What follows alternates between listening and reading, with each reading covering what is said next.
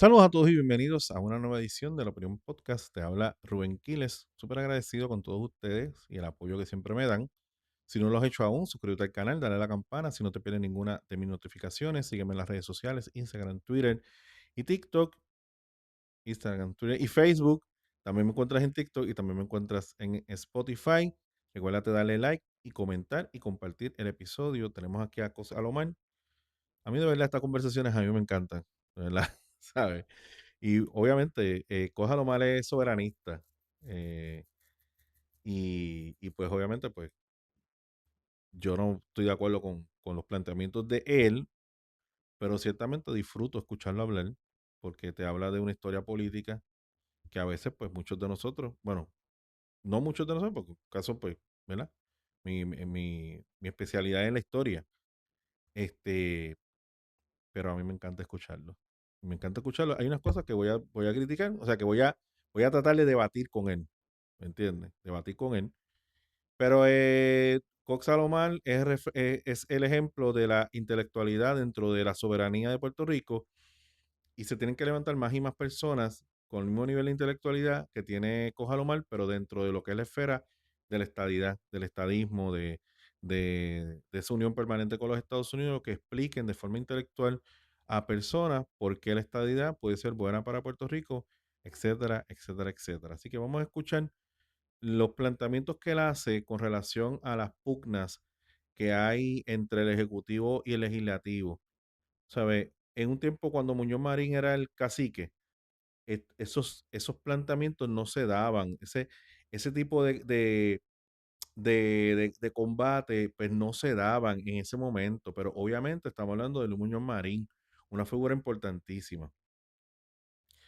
Por ejemplo, la figura del secretario de la gobernación es una figura de es como el que, eso lo crea Hernández Colón. Hernández Colón. Para que esa persona sea el pararrayos del gobierno, ¿ok? Por eso es que se hace el ataque directamente a la persona. Entonces, el gobernador evita el coger los cantazos, ¿ok?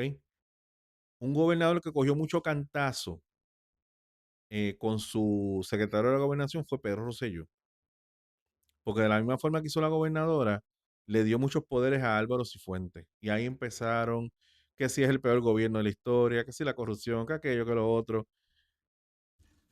Pedro Rosselló, aunque era una persona de carácter, decidida, en un momento dado dijo, ok Álvaro, hasta aquí llegó. Y lo sacó. Y después de ahí en adelante, las cosas mejoraron hasta que se volvieron a poner malas, ¿entiendes? Pero son movimientos que se hacen pensando en un futuro y pensando en una reelección, ¿ok? Así que pues, pues siempre se dan los combates entre de esto. Hay un segundo tema que él va a traer, que es el que realmente le quiero poner atención, es el tema de, porque, ok, este señor, Francisco Pared, yo sé que muchos de ustedes lo odian, pero oye, tienes que escucharlo bien, porque él te habla de unos temas de conservadurismo económico, responsabilidad fiscal, que no se habla mucho por ahí. Él habla sobre si Puerto Rico tuviese que hacer una constituyente hoy, si se podría o no se podría. Y esa es la discusión que yo creo que usted la escucha conmigo y vamos a ver si podemos analizarla juntos. Así que vamos a escuchar a Don Cos Alomar. Entre el año 51 y el 52, ¿qué modelo era el que ellos estaban mirando? Pues fundamentalmente miraron el modelo de los Estados Unidos. La legislatura de Puerto Rico era una legislatura más débil bajo la ley Foraker Jones y por tanto se robusteció el poder legislativo. Ahora, ¿qué pasó? Pasó que ahora empezamos a elegir nuestros gobernadores y a pesar de que la legislatura tenía mayor poder en papel, el gobernador se convirtió, ¿verdad?, en el actor principal del escenario político puertorriqueño. Este Luis Muñoz Marín, el de Gol de aquí, Luis Muñoz Marín, tiene control absoluto del gobierno y del partido de gobierno, y Muñoz Marín ganaba los 78 pueblos. En aquella época eran 76 pueblos, no eran 78. Así que Esos choques que vemos ahora, pues no se veían tanto. A veces había choques entre Muñoz Marín y Ramos Antonini, que estaba en la Cámara, pero no era por temas de corrupción, era por temas de política pública. El primer choque grande que hubo entre el Ejecutivo y el Legislativo realmente se da bajo la gobernación de Roberto Sánchez Vilella en 1965 al 68, particularmente entre el Senado, dominado por el Partido Popular, y un mismo gobernador del Partido Popular. Y ese choque lleva a una confrontación entre Luis Negrón López y Roberto Sánchez Vilella, y Sánchez Vilella, su carrera política termina, ¿verdad? Fue derrotado por Negrón López en una asamblea dentro del Partido Popular. Y el próximo gran conflicto que hubo entre la legislatura y el Ejecutivo es el conflicto entre Carlos Romero Barceló y Miguel Hernández Agosto. Y ves que ya no es la primera vez ante el triunfo constante y continuo de un partido político, miren lo que surge. A mí me encanta esta conversación. No sé si usted la disfrute como yo, pero a mí me encanta escuchar estos tipos de planteamientos, porque siempre es bueno ir a la historia para conocer cómo se transitaba las cosas. Sánchez Vilella era pero no, a ver, siempre me equivoco en el nombre, pero es Sánchez Vilella. Eh, sí, le digo Salvador Allende a veces. Pues fue un gobernador outsider. Él fue parte de esa intelectualidad de 1930, ¿verdad? Que eran los que estaban bien cerca de Muñoz Marín. ¿Qué pasa? Que después que pasó el 30 y todo lo demás, él le dice a los intelectuales, gracias por su servicio, quédense en esa esquina, ahora yo voy a bregar con los industriales, ¿me entiendes? Y los relegan. Entonces, pues, él empieza a pensar y decir, bueno, yo creo que deberían haber unos cambios en Puerto Rico. Por ejemplo, él propone enmendar la ley electoral para que el candidato a elecciones no esté un año completo en elecciones, sino que se reduzca el tiempo para que entonces no necesiten tanto inversionismo político para correr las campañas políticas, etcétera, ¿ok? Y el tipo fue un hombre decente, o sea, nadie puede, ¿sabes? Nadie puede negar que de verdad que fue un tipo súper decente y podrás decirle derecha, podrás decirle izquierda, capitalista, no capitalista, era un hombre decente, ya se acabó. Entonces, pues la maquinaria del Partido Popular, él gana, pero la maquinaria del Partido Popular, en la figura de Luis Muñoz Marín, no le agradaba mucho lo que quería hacer este señor, y habrá que estudiar un poquito más, ¿verdad? Cuál era el rumbo que llevaba. Yo creo que él patrocinaba bastante la soberanía para Puerto Rico. Entonces, pues, desde adentro empiezan a hacerle la guerra. De allí, pues entonces se divide el partido, PPD. Salvador hace su partido político y Roberto Sánchez Vilella, porque sí, no sé por qué digo Salvador. Roberto Sánchez Vilella, discúlpeme, ¿verdad? Salvador es el boxeador, no sé por qué digo eso. Pues don Roberto, pues hace un partido político y de ahí gana eh, Luis Aferré, aprovecha la división del partido PNP, del Partido Popular, pero no es la primera vez. También en el partido PNP tuvimos la sorpresa de la división. Carlos Romero Barceló, en la Padilla no puede correr para gobernador, se va al partido de Renovación Puerto Rico, el Arcoíris, que ya lo confirmé. Yo sabía que David Colón se había ido con ese corillo. O sea, no es la primera vez que David Colón hace esto, es abrupto. Él es estadista, pero él siempre ha tenido problemas con el PNP. Y claro, porque en aquel momento se estaba manejando el asunto del Cerro Maravilla. Él tal vez era los que creía que Carlos Romero Barceló había ordenado, ¿verdad? Lo que sucedió en el Cerro Maravilla, etcétera. Hasta Norma Burgo estaba allá. Y total, Norma Burgo fue parte importante de la administración de Pedro Rosselló. Anyway, vamos a ver el segundo caso de problemas entre el legislativo y el ejecutivo en Puerto Rico. Claro, Hernández Agosto era popular, Romero era del PNP, así que uno se esperaría que partidos contrarios en poder de las dos ramas principales pues se peleen. Ahora, lo que tú señalaste en la introducción de Wanda y Algunas IA crean un sitio web para ti, pero Wix Harmony lo crea contigo. Johnny Méndez de la Cámara, lo que está sucediendo ahora del Senado dominado por el PNP y el conflicto que existe con el ejecutivo del mismo partido, pues eso son cosas que no se dan todos los días, pero que se dan dentro del contexto de los poderes que le asiste a la legislatura, porque la realidad es que más allá de lo que puedan decir de que hay un conflicto político interno en el PNP, la realidad es que hay un problema y aparentemente hay actividad delictiva en la Secretaría de la Gobernación que requiere la acción de la Asamblea Legislativa, que no se puede quedar cruzada de brazos mientras ocurren actos impropios en la rama ejecutiva, porque la legislatura tiene poder de investigación, que fue lo que hizo el Congreso en Watergate, que si no hubiera sido por la investigación que inició el Congreso, no hubiera habido el fiscal especial independiente, no hubiera habido los casos que hubo a nivel del gran jurado federal en Washington, jamás se hubieran encontrado los tapes de las grabaciones de las llamadas de Nixon, de las conversaciones de Nixon, y nunca hubiera habido la renuncia de Richard Nixon. Así que el poder de la legislatura en este tipo de asuntos es fundamental. Entonces, fundamental. ¿entiendes que el Senado se ha movido en la dirección correcta? Definitivamente. Moviéndose con la comisión total en su inicio, que básicamente traen al ruedo al secretario de la Gobernación, y posteriormente ahora con esta segunda investigación que ¿verdad? Oscila o gravita entre estas denuncias que hizo el exsecretario del Departamento de Desarrollo Económico, Sebastián Negrón Richard. Mira, lo que sucede aquí es que la legislatura no puede... Me da gracia, pare con, ¿verdad? Francisco pare con los deditos así juntos.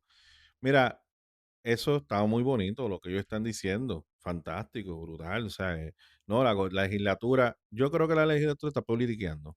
Mi opinión personal, ¿verdad? Están politiqueando. Ciertamente, como él establece, la legislatura tiene la capacidad y el poder para investigar ciertas cosas. Fantástico.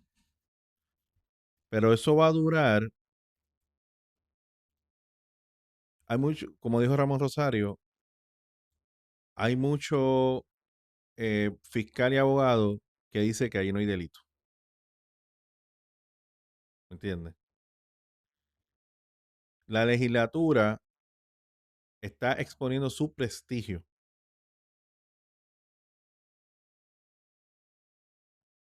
por una carta que escribe un muchacho.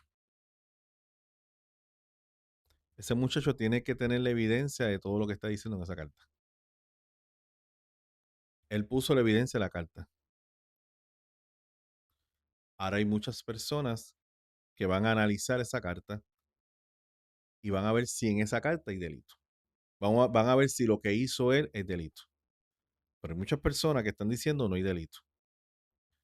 Whitefish decían que había delito, no había delito. ¿Qué hizo el gobernador? Se dejó hallar por las cosas, eliminó Whitefish, las consecuencias fue para él. Ricardo Rosselló, juristas, constitucionales, todos independentistas, decían en el chat de Rosselló había delito. No hubo delito. Y lo más cañón es que se probó, primero, que todos los que le pidieron la renuncia eran corruptos. Vamos a empezar por ahí. Y luego de eso, cuando se analiza, el chat fue manipulado. Se eliminaron unas conversaciones dentro del chat y solamente dejaron las conversaciones que les convenía a la persona que entregó el chat. Y yo te voy a decir algo. Eso fue una fuente PNP. Raúl Maldonado, su hijo, es bueno, era parte ¿verdad? De la administración del PNP. O sea que vamos a ver lo que pasa. Ya yo escuché a Cojalomar, ya yo escuché a Francisco Pared. Ellos con su intelectualidad están hablando de la cosa. Ahora todo está en el FEI. Si el FEI dice que no hay delito en nada de eso, pues yo voy a tener un field day con ellos. ¿Entiendes? Si no, ellos van a tener un field day conmigo. Y van a tener un field day con Ramón Rosario. Y con Iván Rivera. Pero si no, nosotros vamos a tener un field day con todos ustedes. Y nos vamos a reír de ustedes y nos vamos a burlar de ustedes. Yo a lo mejor lo cojo más calma. Pero en otros lugares que yo participo, pues vamos a tener un field day con ustedes. Y la vamos a pasar bien. Créeme que la vamos a pasar bien. Así que pues, celebren ahora Bueno, sigamos escuchando a don Cojalomán. Puede ser sello de goma del Ejecutivo. En otras palabras, aquí tenemos un sistema de separación de poderes Ujú, y una rama no puede ir por encima de la otra rama. ujú. Aquí hay que respetar la dignidad de las tres ramas de gobierno. Y la legislatura tiene un rol. Lo que pasa es que aquí están acostumbrados de que porque tú eres del mismo partido, yo tengo que tirarte un toallazo, lavarte la cara, estar de acuerdo y mirar para otro lado simplemente porque el de tu partido metió la pata. No, señor. Y en ese sentido, yo, por ejemplo, ni soy estadista, ni soy PNP, ni comulgo con el credo ideológico del liderato del Senado, pero tengo que reconocer de que en este momento está defendiendo las prerrogativas constitucionales del Senado, que le asiste la misma dignidad que a la Cámara. En este escenario has visto una Cámara pasiva, una Ajá. Cámara que fundamentalmente le tiró un toallazo a la ex secretaria de Vivienda y toda su parentela con respecto a aquella investigación de los Marbetes, que no se sabe ni qué fue la conclusión de todo aquello. Sin embargo, en el Senado uno esperaría que todo lo que recopila el Senado surte efecto, sea referido. Yo creo que ellos han referido algunas cosas hasta que se esclarezca toda esta madeja que en este momento está enturbiando el escenario en la rama ejecutiva. Entonces te iba a Me da gracia porque son intelectuales, pero la política y la politiquería te absorbe. O sea, hoy Cox Alomar, ¿por qué está celebrando la independencia de criterio del Senado? Ah, porque está criticando a Jennifer González. ¿Ves? Y cuando Aníbal Acevedo Vilá estaba solito como gobernador y tenía la legislatura en contra, él celebraba las decisiones que aquella legislatura tomaba en contra de Aníbal Acevedo Vilá. En ese momento, cuando se tomaban decisiones contrarias a Acevedo Vilá, alababa la libertad de criterio y que la legislatura de Puerto Rico no sea un sello de goma de Puerto Rico o del Ejecutivo. Usted tiene que siempre pensar más allá. Hay un señor llamado Tomás Rivera Chat que está, mira ahí, controlando el sistema, ¿sabe? Y lo digo por eso, o sea, lo digo por eso, ¿ok? Primero, me encanta escucharlos hablar. O sea, ¿qué te puedo decir? Me encanta la conversación. O sea, yo sería feliz, feliz, escuchando, sí, y compartiendo, sí, interactuando, sí. Pero también hay que reconocer que ciertamente hay unos temas que son. Entonces, ¿cuál es la estrategia de Tomás Rivera Chat? Pues yo traigo a la intelectualidad de Cojalomán para que hable y converse.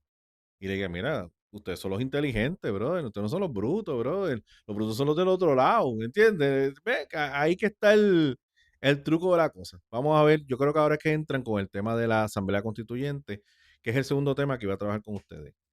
hacer una pregunta. Hasta las investigaciones típicamente se tienen que venir enmarcadas con un propósito legislativo. En tu criterio, ¿qué significa propósito legislativo? Que es como esa llave que tiene la Asamblea Legislativa para activar todos esos poderes investigativos. Bueno, lo primero es que la legislatura no se puede quedar cruzada de brazos ante violaciones de ley. La legislatura no se puede quedar cruzada de brazos cuando se está corrompiendo el escenario de las agencias de gobierno, porque la legislatura tiene una responsabilidad fundamental de velar por la pureza de los procesos en el gobierno. Y la legislatura es la que asigna los fondos. Y todos esos fondos que se están mal utilizando alegadamente en la rama ejecutiva son fondos sobre los cuales tiene poder fundamental la legislatura, porque el poder de la cartera, the power of the purse, ¿verdad? Okay, wait, you still have bots joining your calls. I feel like I have to. No, look, if you're going to use an AI, ¿Verdad? Está en la legislatura. La legislatura tiene una responsabilidad que no es claudicable y no es susceptible a chantaje, no debe de ser susceptible a chantaje. Fíjate que aquí en Puerto Rico, no fue hasta la época de entrado al siglo XXI que una legislatura de un mismo partido pasó por encima del veto de un gobernador de su propio partido. Eso hubiera sido impensado en la época de Luis Muñoz Marín. Eso está cambiando. Porque aquí la gente, mientras más pasa el tiempo, más se dan cuenta de que no se puede ser sello de goma de nadie. Que el pueblo te eligió allí para tú ejercer tu criterio personal, ¿eh?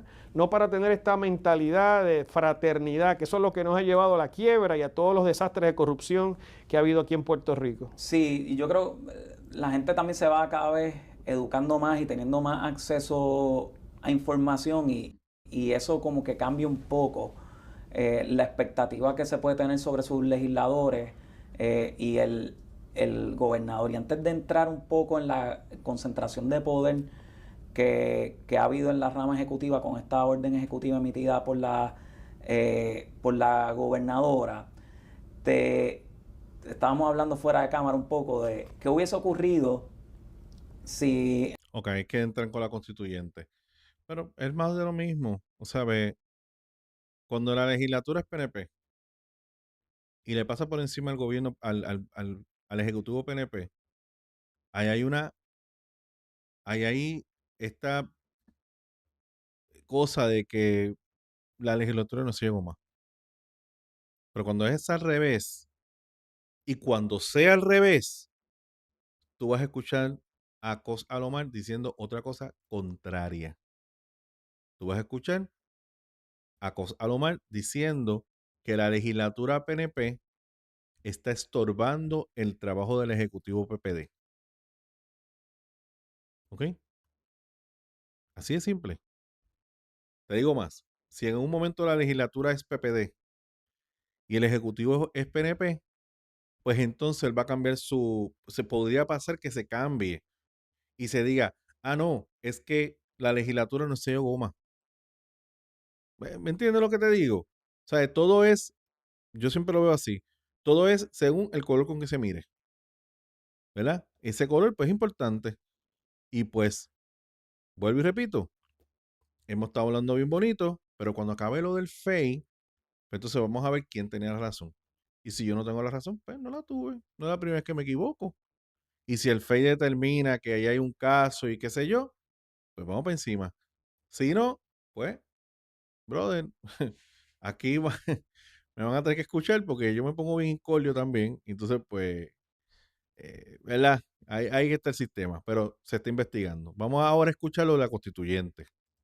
En Puerto Rico tuviéramos que construir una constitución si las oposiciones hubiesen tenido la oposición actual o las oposiciones actuales, tanto dentro del Partido Nuevo Progresista como fuera del Partido Nuevo Progresista, hubiesen tenido el apetito y la apertura para hacer lo que hizo la oposición a finales de la década de los 40, cuando se estuvo construyendo todo este andamiaje constitucional de Puerto Rico. Mira, una de las... Ahí yo, ¿verdad? Paquito, Francisco, ahí está picando fuera el hoyo. ¿Me entiendes? Está picando fuera el hoyo porque somos estadistas. Y yo entiendo que él es estadista. ¿Entiendes lo que te digo? Y yo si soy estadista full, yo no hubiese hecho esa pregunta. Yo no lo hubiese hecho.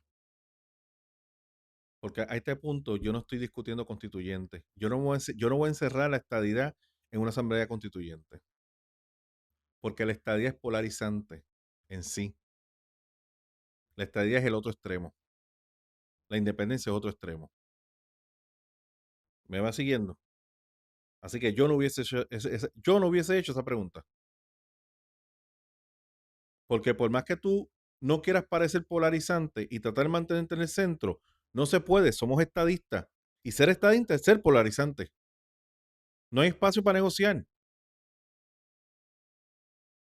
No hay espacio para intermedios. Pero vamos a escuchar lo que dice Jalomar. Una de las lecciones más interesantes de ese proceso que da y desemboca en el establecimiento de la Constitución de 1952 es que a pesar de que el Partido Popular en aquel momento tenía una hegemonía política, porque de los 92 delegados 70 eran del Partido Popular, hubo una participación importante de las minorías políticas. El Partido Republicano Estadista, que en aquella época estaba presidido por Celestino Iriarte y cuya delegación incluyó a gente de la talla de don Miguel Ángel García Méndez y de don Luis Aferré, participaron en la constituyente. El Partido Socialista de aquella época, que era un partido estadista, participó en la constituyente, y algunas de los aspectos importantes de la Constitución se debe a las contribuciones de las minorías políticas. Imagine being able to build anything just by thinking about it. Meet Base 44. Las minorías políticas en aquel momento histórico tuvieron voluntad patriótica de participar de un proceso del cual ellos no estaban de acuerdo necesariamente, pero lo hicieron con tal de hacer una aportación al país. Luis Ferré, por ejemplo, tuvo un rol importante en la redacción del preámbulo de la Constitución. Miguel Ángel García Méndez tuvo un rol importante en la confección del poder legislativo, el poder ejecutivo, artículo 3, artículo 4.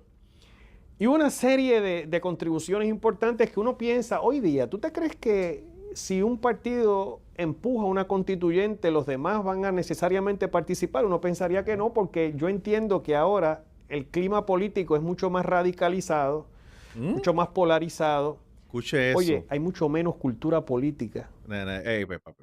Vamos a pararlo ahí, brother. Y tal vez no hablaré en las palabras que él está hablando, pero no es así. En aquel momento, Luis Aferré jugó a la Realpolitik.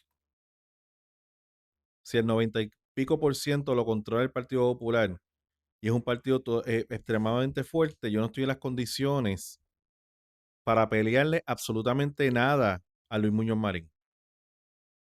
Una figura emblemática en Puerto Rico. Si no, vaya a YouTube, escriba funeral de Luis Muñoz Marín y usted va a ver a lo que yo me refiero.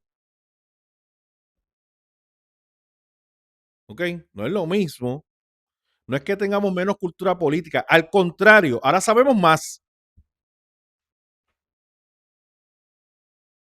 Pero él está hablando como un soberanista.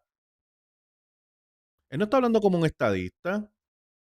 Él está hablando como un soberanista. Y él como soberanista que no quiere la estadidad, está llevándonos a nosotros por un caminito de vamos a tener esta voluntad patriótica para diseñar un estatus alterno al que nosotros queremos, que somos minoría. La estadía era minoría para el tiempo que se hacía el ELA. Pero ahora la estadía no es minoría. Ahora la estadía es mayoría. Pues no es que seamos más brutos hoy. Al contrario, sabemos más. Y sabemos que no necesitamos meternos en el cuartito oscuro de una asamblea constituyente. Ese es el factor. Precisamente, don Cojalomar, que no hay que meternos allí. Ustedes quieren meternos allí para crear un estatus alterno que nosotros no queremos, que nosotros no necesitamos y que nosotros nos vamos a buscar. Tú tienes tus razones por las cuales tú quieres un estatus alterno, porque es que los americanos no quieren la estadidad, porque aquello, porque lo otro. Fantástico. Eso es lo que tú crees. Súper cool, súper cool. Esa es su responsabilidad. Pero nosotros no nos vamos a meter allí. Somos polarizantes, somos radicales, es la verdad.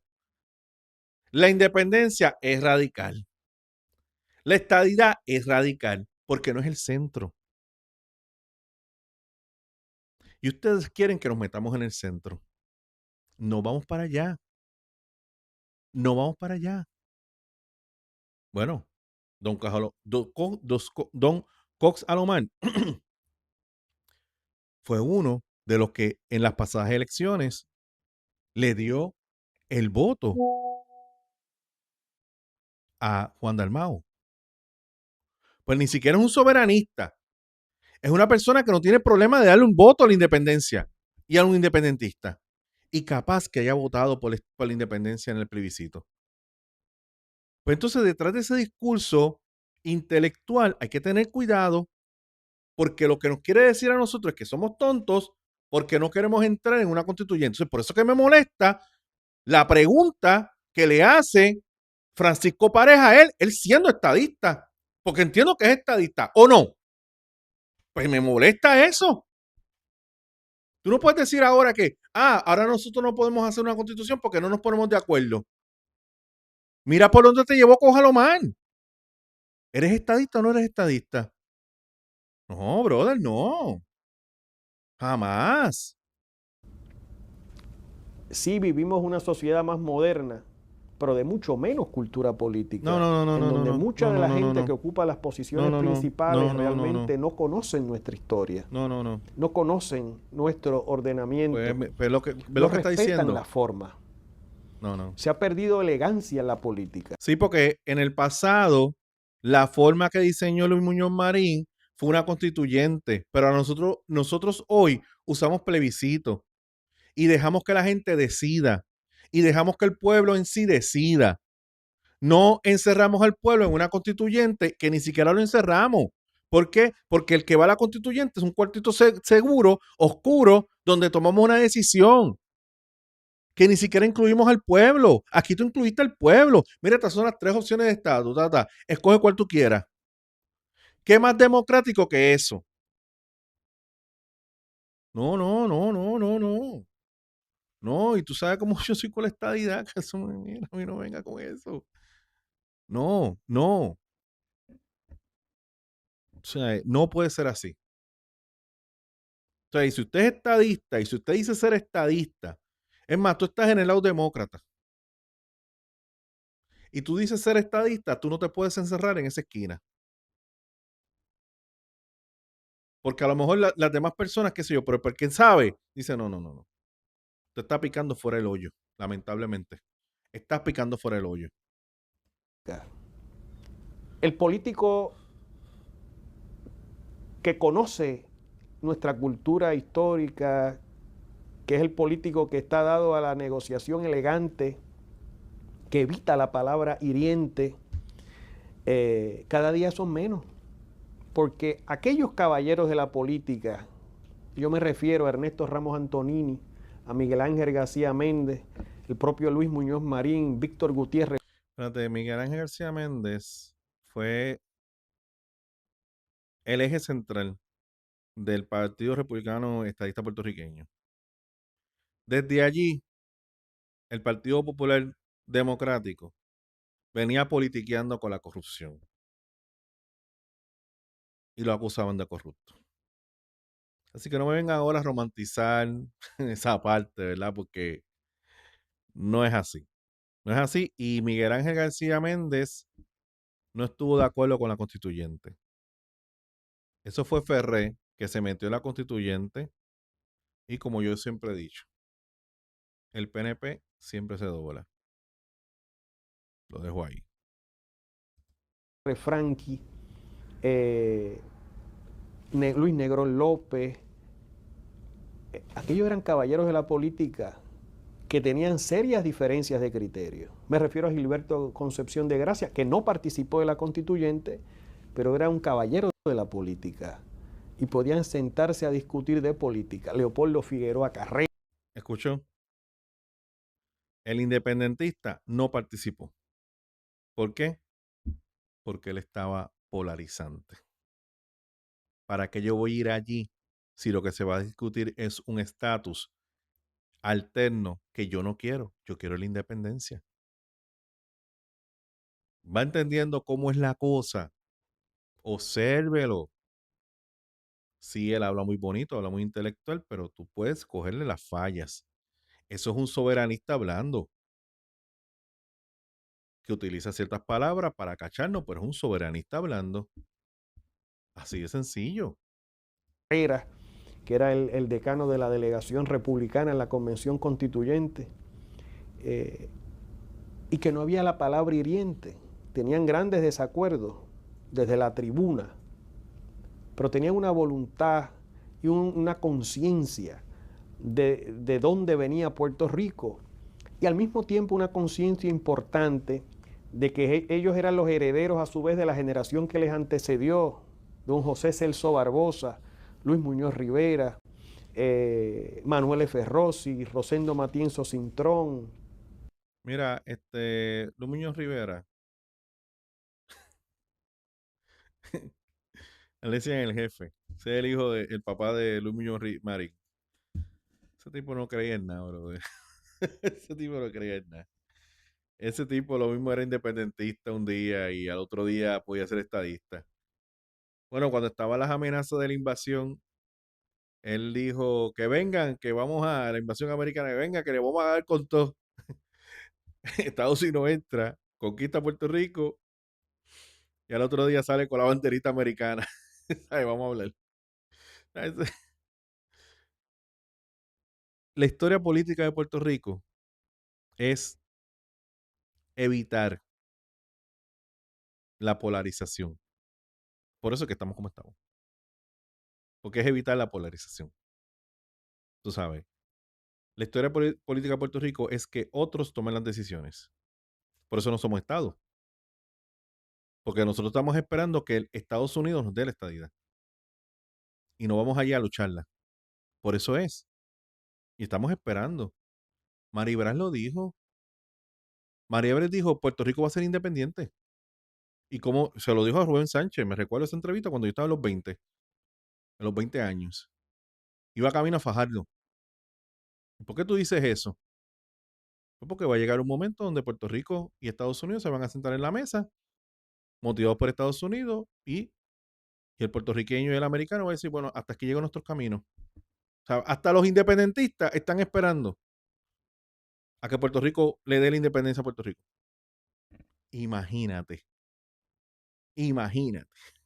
Mari Brás, lo que saben que es Mari Brás, pues un líder, no un líder, fue el líder independentista que tuvo Puerto Rico.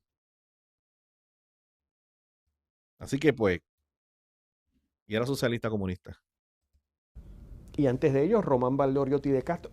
Son patriotas, obviamente, Hostos, Betance, Segundo Ruiz, todo aquello, que son gente de otra categoría, de una elegancia, de una diplomacia, de un conocimiento, de un compromiso, de una honradez intelectual, que hace que la gente pues tenga otras maneras de bregar, otras maneras de actuar, y tenga otros compromisos, que no solamente su chequera, su cartera, su partido, su tribu, sino que salgamos de la tribu. Y eso se ha perdido. Yo coincido contigo totalmente. ¿Cómo? Y se ve, o sea, ¿Cómo? Ay, Dios mío, señor.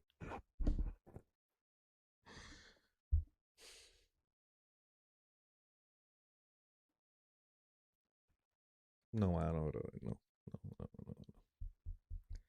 Yo le he hecho 30 críticas a esto. 30 críticas. Y Francisco Párez está de acuerdo.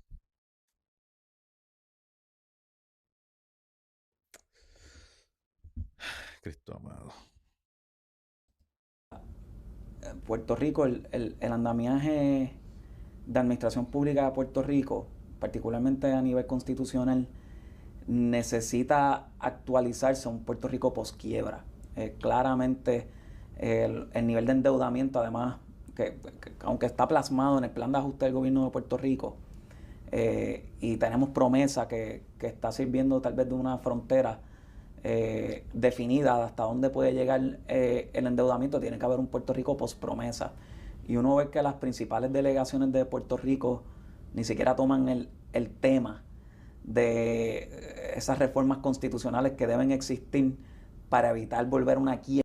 Vamos a dejarlo ahí porque ya él volvió otra vez a la quiebra y todo lo demás. Mira. Eh, yo, pues, te digo una cosa. Que Puerto Rico está polarizado y no siempre las polarizaciones son malas. Simplemente tú tienes un Puerto Rico que se está decidiendo hacia un lado del péndulo. ¿Ok? En aquel momento la Asamblea Constituyente se dio porque obviamente el péndulo lo controlaba otro lado. Pero en estos momentos yo no me tengo que meter en una Asamblea Constituyente y decidir el estatus de la isla por una Asamblea Constituyente porque no hay nada que discutir. Si esa asamblea constituyente no sale la estadidad, yo no quiero nada. Y más del 50% del país me entiende lo mismo. Ellos lo que quieren es que nos metamos a la asamblea, vayamos donde los americanos y le digan, mira, esto es lo que decidió el pueblo. ¿Lo quiere o no? Y el americano te va a decir, bueno, antes de eso, pues tú tienes que someter eso a votación y vamos a ver si si el puertorriqueño lo quiere. ¿Y qué va a pasar? ¿Dónde está la estadía ahí? ¿No está estadía? Pues no lo quiero. Eso es lo que va a pasar. Y con esos resultados vas a tener que ir a Washington. Mira, el pueblo decidió por la estadía. Si fuera eso, fantástico, pero el estadista no se va a meter ahí. ¿Estás de acuerdo con este cambio constitucional de estatus? Ok, sí, no. Pues no. Y con eso tú vas a ir allá. ¿Y qué quiere entonces el pueblo? Estadidad. Si es para eso, se confirma. ¿Ves? Porque la Asamblea Constituyente es para decidir cómo nos vamos a organizar. Y a nivel de Estado, ¿cómo nos vamos a organizar? Si tú eres estadista, pues, aunque suene polarizante, tienes que decirle, bueno, ¿y qué pasó con las consultas de estatus? Ay, que le explique, no, porque las papeletas en blanco y todo lo demás. Entonces ahí tú vas a ver la esencia de la politiquería que tenemos todos. No importa que seamos intelectuales o no, siempre está la politiquería dentro de nosotros. Así de sencillo. Bueno, no me quiero extender mucho más en esto. Gracias, ¿verdad? Los que se quedaron hasta acá. Sé que es un videito largo. eh, ¿Verdad? Y a veces uno tiene cosas que hacer y toda la vuelta. Pero yo creo que es un video súper interesante para que usted le dé análisis y discuta con sus familiares acerca del estatus político de Puerto Rico y de sobre todo esta lucha que hay, ¿verdad? Que ahora pues están felices porque la legislatura no es de goma, pero si eso sucediera en el otro lado del espectro, que la legislatura se pusiera a un gobernador popular, hay que ver cuál va a ser la reacción de Cójalo Mal. Eso es lo más importante, ¿ok? Nos veremos en la próxima. Bye.